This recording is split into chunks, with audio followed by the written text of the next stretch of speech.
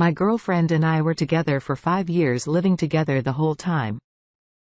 She needed somewhere to go when we met. So she moved in as my roommate for a few days.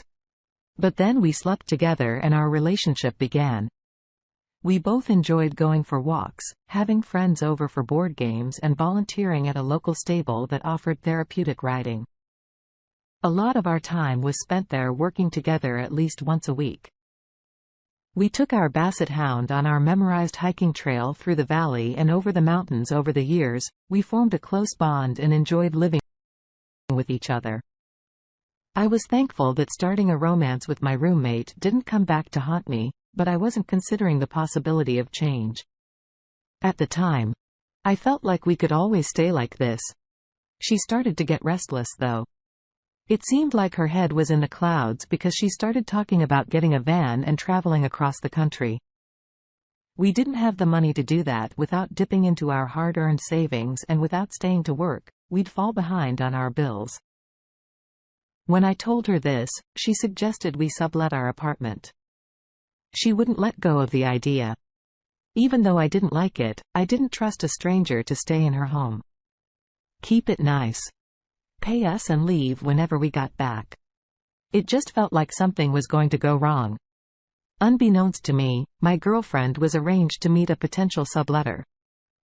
She met him without me for God knows how long while I was at work. They met alone in the apartment. When she told me this, I was furious. I told her she was lucky he didn't try anything while I wasn't there.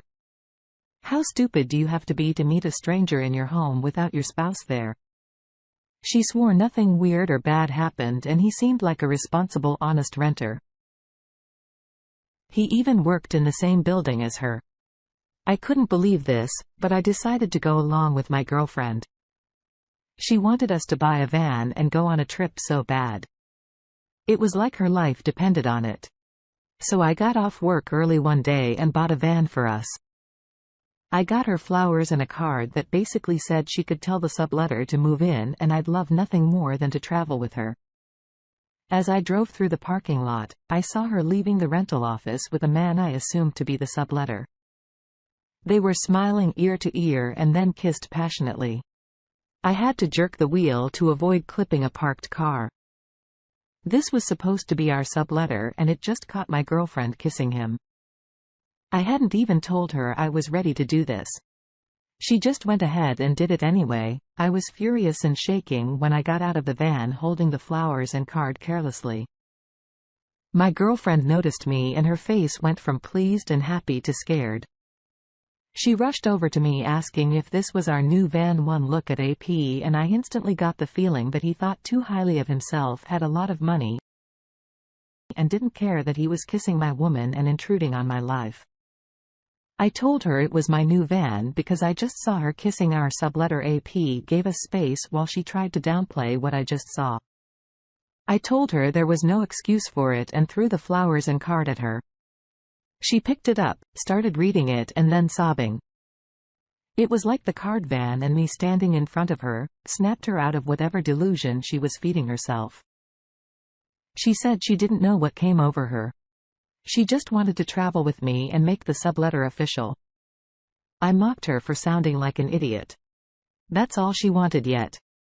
She met him alone in our apartment twice and I caught them kissing. In so many words, I dumped her. We fought back and forth while AP sat in his car. But I don't remember what we said. I just remember how betrayed I felt. My girlfriend got smart with me when she realized I wouldn't forgive her for this. She said she didn't have to leave because her name was on the lease, but that she would give me some space to get over what just happened. I watched her get into a PS car and leave. I went inside the apartment in some kind of zombie-like trance and felt like it belonged to someone else. I didn't want to be here anymore, and I couldn't stay with my girlfriend after how she just defended herself for seeing another man. I looked at the van I just bought and decided what I was going to do. I packed all my stuff, everything, and fit it into the van. I divided it into my essentials, stuff to sell and stuff to keep.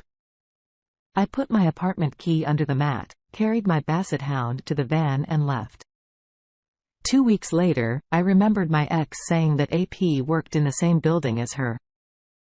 It wasn't hard to find the information I needed and send an email to my ex-boss. She replied less than a week later, thanking me for bringing this violation of company policy to her attention. AP and my ex were fired for dating in the workplace. She tries calling me and texting me pitiful cheater words. But I know she was just one of the many people I'm destined to meet. She wasn't even mad at me for getting her fired. She just wanted me to come home as much as her betrayal hurt. She was the one that encouraged me to bind the van and travel. I hope anybody reading my story doesn't let anyone or anything hold you back from being happy or content with life.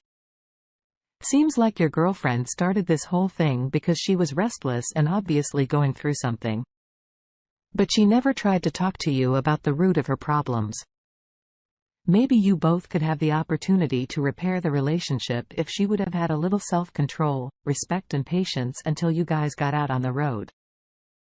As devastating as this was, she proved that she could not control herself or be the woman.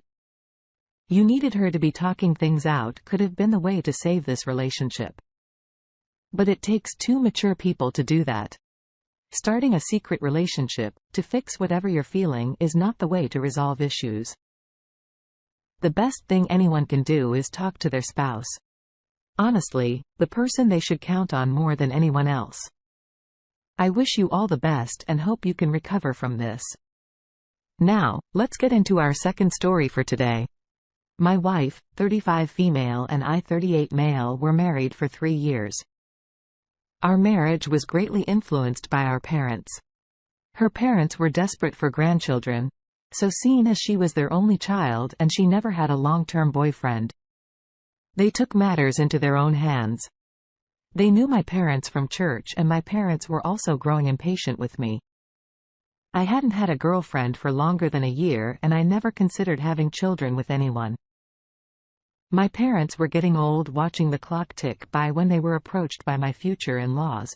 The 4 of them arranged a blind date for us. She was pretty heavy-set, but I wasn't one to judge based on appearances. It was pretty clear that she had self-confidence issues and didn't expect to get married. She was brutally honest on our first date and didn't bother trying to hide who she was. I admired her for that. She actually shared a lot of the same opinions and beliefs as me. I started to wonder if all either of us needed was a partner to go through life with. I asked her what she'd want to do together if we started seeing each other. She said she loved to paint. So that became our hobby together. Just a month later, our parents planned our wedding. Our relationship wasn't bad, but I hardly knew her. So I guess I should have stopped it. I just wanted to make everyone else happy. I made it my personal goal to build my wife's confidence and better our lives together. I wasn't in shape either. So I thought it would be great for us to start active hobbies together. We bought bikes, but she only went on a couple rides with me before making excuses. Every time she said her knees hurt, we started walking around our neighborhood, but she got sunburn once. So she stopped going out on sunny days. 3 years later, we were still together. I could tell that we both changed in some good ways. But I admit I could only handle a few hours at a time with her before I started to feel weird. She made me feel like what I said was a waste of time and whatever I suggested we do together was lame. When she told me she was joining the yoga class, I was skeptical. She said it was the perfect way for her to get in shape. I asked if I could do it with her and she hesitated before saying no. She wanted this to be her time to think and work on herself. I arranged for a friend of mine to wait in our neighborhood for my wife to leave so he could follow her. He called me when they got to a cafe. My wife was meeting a man over coffee from what he could tell. It seemed like this was their first date. I was nauseous. What I worried about for so long was becoming reality. This whole marriage was a terrible idea. I decided not to confront her that night. My friend sent me a picture of them sitting at a table. I just plugged in my phone and went to sleep. 4 days later, I told my wife I was going to work at the same time as her yoga class. but I just parked my car down the street to get into my friend's car. We followed her at a distance until she got to the bowling alley. She greeted AP with a kiss on the lips. I was shocked to see her this way. She was wearing a fur dress and I could tell she had gained confidence since we first met, probably because of my emotional support and love. Yet here she was using her newfound confidence to kiss and date another man. My friend and I jumped out of the car to confront them. She stopped kissing him and turned her head to see me. She started hyperventilating and got defensive as she accused me of following her. I think she was just extremely remorseful and embarrassed. I think our marriage meant more to her than she cared to admit because it would have made the moment unbearably painful. I just told her she was cheating on me. So we were over. It sounded weird because I couldn't think straight. She just went inside with AP and got in line to get bowling shoes. She was trying to make it seem like nothing happened. That's when I got angry. I trusted her and accepted her as my wife. Even though I was scared I'd get my heart broken, and now she was pretending she didn't do anything wrong. My friend and I started a game in the bowling lane beside theirs. I made it extremely awkward for them by staring as they bowled like idiots. I couldn't decide what to do. So I just did the first thing that came to mind. I ordered nachos and threw them on my ex's head. She screamed and whined, and boulders around us were very amused. AP told my nacho-covered ex that he was going to see other people and left. It was extremely satisfying to follow my friend out of there without regard to my ex getting the cheese out of her hair. I filed for divorce and it was a nightmare for our parents. I felt worse for them than myself, but I was glad we didn't have kids together. She tried calling me and even talking to me in person, even though she said extremely intimate and honest things like giving me credit for her maturity and growth. It didn't matter to me. She still had growing up to do because she cheated on me. I did what I could for her, but I wanted the opportunity to meet someone else. It's been years since this happened, and I'm happy to say that I were married and had children with my new wife. My parents are happy grandparents and I have a wife I can be proud of. The only reason she started seeing and kissing another man is because she was selfish. She didn't consider how you would feel or the fact that you were her husband. You were the one that encouraged her and helped to build her self-confidence. As soon as she grew bored with the relationship, she sought out someone to cheat on you with instead of talking to you about how she felt. I'm glad to hear that you've had children with your new wife and made your parents happy. Their intentions were pure, but the woman they encouraged you to marry didn't take you or herself seriously. Thank you all for taking the time to listen to today's stories. If you enjoyed listening, please feel free to like and subscribe.